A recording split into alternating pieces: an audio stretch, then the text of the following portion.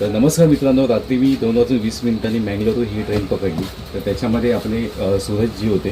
तर त्या सूरजजींचे जे डॉक्युमेंट्स आणि बॅग चोरीला गेले. तर आपण त्यांच्याशी संवाद साधूया. सूरजजी काय बोला? हांव जेन्ना म्हाका ती न्हिदलो तेन्ना अचानक कोण तो वयल्यान जंप करून आयलो असो दिसलो. म्हणून हांवें चॅक केलें, म्हागे बॅग चॅक केलें जाल्यार म्हाका बॅग नाशिल्लें. म्हणून कोण धांवलो असो दिसलो म्हणून हांगा येवन पयलीं म्हाका बॅग मेळ्ळें ना. मागीर हांवें टी सी कॉन्टेक्ट करपाक ट्राय केलो. मागीर ते ट्रेनीन कसो भोंवलो कोणाक टी सी मेळटा जाल्यार म्हणून. तेन्ना एकटी लेडीज मेळ्ळी. ती सांगपाक लागली की आपणे सेम बॅग चोरी जाला म्हणून. तिगेले बॅग टॉयलेटीन मेळ्ळें. बट तिगे बॅगा भितरल्यान तिगे कॅश आनी आयपॅड आशिल्लो तो कोणें व्हेलो म्हणपाक लागली. मागीर सेम थिंग हांवें मागेलें सगळी टॉयलेट चॅक करत आयलो जेन्ना आमगे कंपार्टमेंटाचो जेन्ना टॉयलेट म्हाका मेळ्ळी.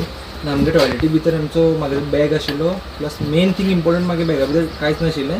जस्ट म्हागे फायल आशिल्ली, डॉक्युमेंट्स फायल ती म्हाका मेळ्ळी. मेन तें इम्पॉर्टंट आशिल्लें. प्लस म्हागेले जे न्यू कपडे आशिल्ले, प्लस आयफोन चार्जर तो सगळो व्हेला तेणें.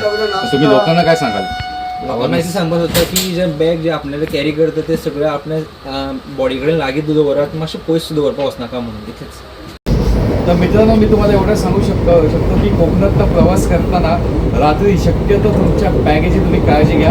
आणि कशा प्रकारे ही लोकं बाथरूममध्ये जे सामान ठेवतात ते तुम्हाला मी दाखवतो. बाथरूमची अवस्था बघा.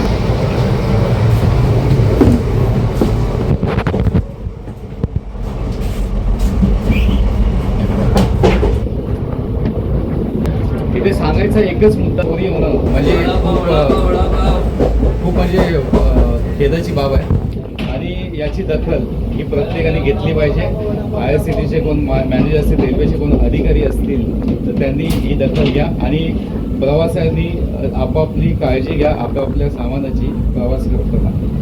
धन्यवाद.